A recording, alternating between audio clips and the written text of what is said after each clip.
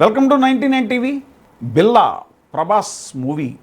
ప్రభాస్ గారి సినిమాల్లోనే ఒక ప్రత్యేకమైనటువంటి మూవీ. అఫ్ కోర్స్ ప్రభాస్ గారు ఇప్పుడు ఆయన ఇంటర్నేషనల్ స్టార్ అయ్యారు, పాన్ ఇండియా స్టార్ కాకుండా గ్లోబల్ స్టార్ అయ్యారు ఆయన. సో బాహుబలి తర్వాత ఆయన మార్కెట్ వేరే రేంజ్కి వెళ్ళిపోయింది. ఇక తర్వాత సలారు, కల్కి ఇవన్నీ నెక్స్ట్ లెవెల్. ఇప్పుడు ఆయన ఆల్మోస్ట్ గ్లోబల్ స్టార్ ప్రభాస్. అయితే ఆయన కెరీర్లోని అత్యద్భుతమైనటువంటి సినిమాల్లో ముఖ్యంగా స్టైలిష్ సినిమాగా చెప్పబడేటువంటి బిల్లాకి కొన్ని ప్రత్యేకతలు ఉన్నాయి. అసలు ఆ బిల్లా ఎన్ని మూవీస్ నుంచి తీసుకోబడింది, ఒక మూవీ బిల్లా దాకా రావడానికి ఎక్కడో డాన్ కన్నా ముందు కూడా వేరే సినిమా ఉంది, చైనా టౌన్ అని హిందీ సినిమా. ఆ చైనా టౌన్ డాన్ అయింది, ఆ డాన్ మళ్ళీ తమిళ్లో బిల్లా అయింది, తమిళ్లో బిల్లా తర్వాత తెలుగులో యుగంధర్ అయింది, ఎన్టీ రామారావు గారు యాక్ట్ చేసింది. ఆ యుగంధర్ నుంచి మళ్ళీ తమిళ్ బిల్లా అయింది, అజిత్ చేసింది. అజిత్ బిల్లా నుంచి ప్రభాస్ గారు చేసినటువంటి బిల్లాకి ప్రయాణం అంతా, ఈ బిల్లా కథ ప్రయాణం అంతా కూడా ఎలా జరిగింది అనేటువంటిది ఒక ఆసక్తికరమైనటువంటి విషయం. అమితాబ్ బచ్చన్ గారు డాన్ సినిమా, ప్రభాస్ గారి బిల్లా సినిమా ఎలా అయింది, అలాగే తమిళంలో అజిత్ హీరోగా విష్ణువర్ధన్ దర్శకత్వంలో వచ్చినటువంటి బిల్లా పెద్ద హిట్ అయినటువంటి సినిమా. అక్కడ దాన్ని తెలుగులో రీమేక్ చేయడానికి కౌశలేందర్ రావు గారి దగ్గర రైట్స్ ఉన్నాయి. దర్శకుడు మెహర్ రమేష్ గారు ఆయన కెరీర్లోనే అత్యంత స్టైలిష్గా చాలా రిచ్గా తీసినటువంటి సినిమా బిల్లా. ఫార్చునేట్లీ ఆ సినిమాకి నేను కూడా రైటర్గా, అసోసియేట్ డైరెక్టర్గా పనిచేయటం జరిగింది. సో సినిమా విశేషాలు మీతో పంచుకోవడానికి ఐ హ్యావ్ ఎ ప్రివిలేజ్ అని కూడా అనుకోవచ్చు. మొదట ఈ సినిమా ఫస్ట్ అది తమిళ్లో తీసినటువంటి అజిత్ బిల్లాని చూసినప్పుడు మెహర్ రమేష్ గారు ఈ సినిమా ఎన్టీఆర్ గారితో చేస్తే బాగుంటుంది అని అనుకోవడం జరిగింది. కానీ ఆయన తాతగారు ఎన్టీఆర్, జూనియర్ ఎన్టీఆర్ తాత సీనియర్ ఎన్టీఆర్ గారు, లెజెండరీ ఎన్టీఆర్ గారు అప్పట్లోని ఒరిజినల్ డాన్ సినిమాని, ఇది అమితాబ్ బచ్చన్ డాన్ సినిమాని యుగంధర్ పేరుతో తెలుగులో రీమేక్ చేశారు. అందువల్ల జూనియర్ ఎన్టీఆర్ ఈ ప్రాజెక్టు వైపు వెళ్ళలేదు. ఆ తర్వాత మెహర్ రమేష్ గారు చాలా మార్పులు చేసి ప్రభాస్ గారికి కథ చెప్పడం, ఆయన ఎక్సైట్ అయ్యి తన సొంత బ్యానర్ గోపీకృష్ణ మూవీస్ పైనే ఈ రీమేక్ చేయడానికి ఒప్పుకోవడం అనేటువంటివి జరిగాయి.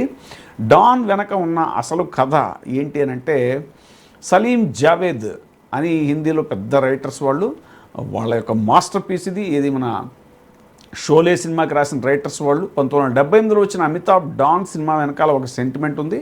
నారిమన్ అనే ప్రముఖ కెమెరామ్యాన్ తీవ్రమైన ఆర్థిక ఇబ్బందుల్లో ఉంటే ఆయన్ని ఆదుకోవడం కోసం అమితాబ్ బచ్చన్, జీనత్ అమన్, అప్పుడు ప్రాణ్ పెద్ద విలన్ ఆయన, వీళ్ళు కలిసి ఉచితంగా ఒక సినిమా ఆయనకి చేసి పెట్టడానికి ముందుకొచ్చారు.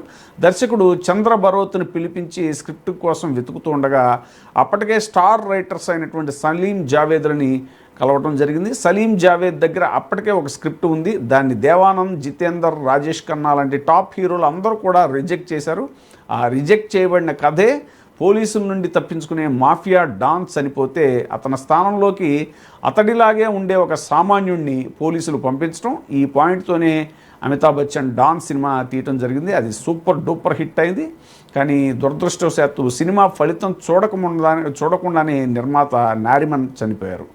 చైనా టౌన్ అనేటువంటి సినిమా నుంచి పుట్టిన ఫార్ములా ఇది. నిజానికి సలీం జావేద్ రాసినటువంటి డాన్ కథకి మూలం 1962లోనే షమ్మీ కపూర్ డ్యూయల్ రోల్లో శక్తి సామంత దర్శకత్వంలో వచ్చినటువంటి చైనా టౌన్ అనే హిందీ సినిమా. ఆ సినిమాలో మాఫియా డాన్ లాగే ఒక క్లబ్ సింగర్ని పోలీసులు డాన్ ప్లేస్లోకి పంపిస్తారు.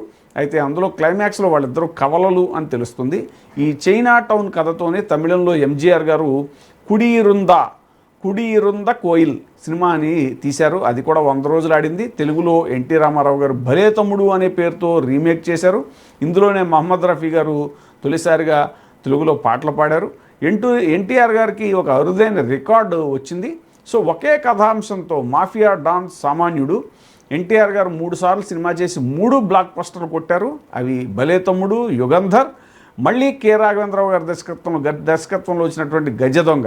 ఈ ఘనత ఏ భారతీయ హీరోకి దక్కలేదు. ఒకే కథని 3 సార్లు తీసినటువంటి హీరో 3 సార్లు సూపర్ హిట్ కొట్టారు ఆయన. ఇక ఈ డాన్ ప్రయాణం వివిధ భాషల్లో ఎలా జరిగింది అని చూసుకుంటే ఇది యూనివర్సల్ లైన్. ఎందరో సూపర్ స్టార్లని ఇన్స్పైర్ చేసినటువంటి కథ ఇది. తమిళంలో రజనీకాంత్ బిల్లా 1980లో వచ్చింది. దీన్ని రీమేక్ చేసి సూపర్ స్టార్డమ్ తెచ్చుకున్నారు. అప్పట్లో ఢిల్లీని వణికించినటువంటి బిల్లా రంగా అనే క్రిమినల్స్ పేరు మీద ఈ టైటిల్ పెట్టారు. తెలుగులో చిరంజీవి, మోహన్ బాబులతో బిల్లా రంగా సినిమా కూడా వచ్చింది. మలయాళంలో మోహన్ లాల్ శోభరాజ్, చార్లెస్ శోభరాజ్ పేరు, ఆయన చాలా పెద్ద క్రిమినల్ అయినా ఆయన పేరు మీద మోహన్ లాల్ శోభరాజ్ అనే టైటిల్తో ఈ సినిమా చేశారు.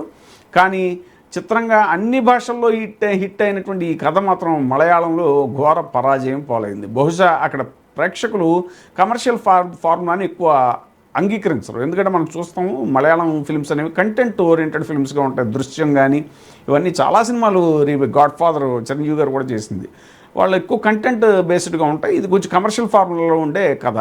బాలీవుడ్లో షారూక్ ఖాన్, సలీం జావేద్లో ఒకరైన జావేద్ అఖ్తర్ కొడుకు ఫరాన్ అఖ్తర్ షారూక్ ఖాన్తో డాన్ రీమేక్ చేశారు. కానీ ఒరిజినల్ డాన్ లాగా ఇది పెద్ద సంచలనం కాలేదు. ఎందుకు అంటే క్లైమాక్స్లో మంచి క్యారెక్టర్ అయినటువంటి విజయ్ క్యారెక్టర్ చనిపోయి నిజమైన డాన్ బతికి ఉన్నాడు అనే ట్విస్ట్ని ప్రేక్షకులు జీర్ణించుకోలేకపోయారు. ఇక ప్రభాస్ బిల్లాలో చేసినటువంటి మార్పులను కనుక చూస్తే 2000 తర్వాత దర్శకుడు విష్ణువర్ధన్ అజిత్తో చాలా స్టైలిష్గా తమిళ బిల్లా సినిమా తీశారు. దాన్ని చూసినటువంటి మెహర్ రమేష్ గారు తెలుగులో ప్రభాస్తో ప్లాన్ చేశారు. చైనా టౌన్ నుంచి షారూక్ ఖాన్ డాన్ వరకు జరిగినటువంటి అనేక మార్పులతో పాటు తెలుగు బిల్లా కోసం కూడా చాలా కీలకమైన మార్పులు చేయడం జరిగింది. పాత సినిమాల్లో ఉండే ప్రాణ్ క్యారెక్టర్ ఏదైతే ఉందో, సపోర్టింగ్ క్యారెక్టర్, ఆ పాత్రని స్క్రీన్ ప్లే నుంచి తొలగించడం జరిగింది. ఎందుకంటే కొంచెం స్లో స్క్రీన్ ప్లే అవుతుందని స్క్రీన్ ప్లే ఫాస్టప్ చేయడం కోసం ఆ క్యారెక్టర్ని తీసేశారు. ఏ డాన్ సిరీస్లోనూ లేని విధంగా సెకండ్ హాఫ్లో నిజమైన బిల్లా డెడ్ బాడీని ఫ్రేజర్లో పెట్టి విలన్ గ్యాంగ్ని నమ్మించడం కోసం లైఫ్ సపోర్ట్ సిస్టంపై ఉంచే సరికొత్త థ్రిల్లింగ్ ఎపిసోడు యాడ్ చేయటం అనేటువంటిది తెలుగు బిల్లాలో బాగా అద్భుతంగా పండినటువంటి సీన్ అది. ఈ సినిమా షూటింగ్ ఎక్కువ భాగం మలేషియాలో జరిగింది. కేవలం 4-5 నెలల పాటు రాత్రింబవళ్ళు కష్టపడి 16 కోట్ల బడ్జెట్తో తీసినటువంటి బిల్లా మూవీ బాక్సాఫీస్ దగ్గర 21 నుంచి 22 కోట్ల వరకు కలెక్ట్ చేసింది. అమితాబ్ బచ్చన్ డాన్ సినిమా చూసి ఇష్టపడిన వారు, ముచ్చటపడిన వారు అదే కథకు రీమేక్ అయినటువంటి ప్రభాస్ బిల్లాలో కూడా ప్రభాస్ని బిల్లా క్యారెక్టర్లో అంత స్టైలిష్గా చూసి చాలా థ్రిల్ ఫీల్ అయ్యారు. ఇక హాలీవుడ్లోని ది డిపార్టెడ్ హాలీవుడ్లోని ది డిపార్టెడ్ ఇన్ఫర్నల్ అఫైర్స్, అలాగే 2007లో వచ్చిన the death and life of Bobby Z, ఈ సినిమాల్లో కూడా కథ ఇలాంటి కథే. క్రిమినల్ ప్లేస్లోకి ఇన్ఫార్మర్స్ వచ్చే సిమిలర్ పాయింట్స్ ఉంటాయి. అయితే ఇవన్నీ ఒకదానికొకటి కాపీ అని అనలేము. ఒక క్రిమినల్ ప్లేస్లోకి సామాన్యుడు రావడం అనేటువంటిది ఒక ఎవర్ గ్రీన్ సక్సెస్ ఫార్ములా. దాన్ని ఎంత కొత్తగా స్టైలిష్గా ప్రజెంట్ చేస్తే అంతగా ప్రేక్షకులు ఆదరిస్తారు అనడానికి బిల్లా సినిమా అనేటువంటిది ఒక బెస్ట్ ఎగ్జాంపుల్.